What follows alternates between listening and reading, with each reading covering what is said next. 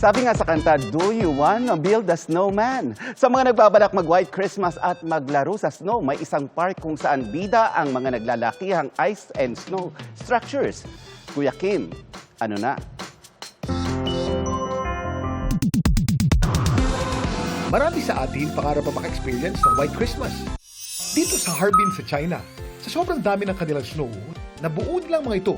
Ang Fairy Tale Snowman Family, may taas na humigit kumulang 15 meters at gawa sa halos 4,000 cubic meters ng niebe at kasabay ng pagdagsa ng mga turista sa Fairy Tale Snowman Family. Ang siya rin pagbukas ng taunang Ice and Snow Theme Park Festival sa Harbin. Ito ang record-breaking na 27th Harbin Ice and Snow World. Ang parke kung saan tampok ang samot-saring ice at snow structure. Gumamit ng 400,000 cubic meters ng ice at snow para mabuo ito. All ice man ngayon sa Harbin dahil sa kanilang snow festival.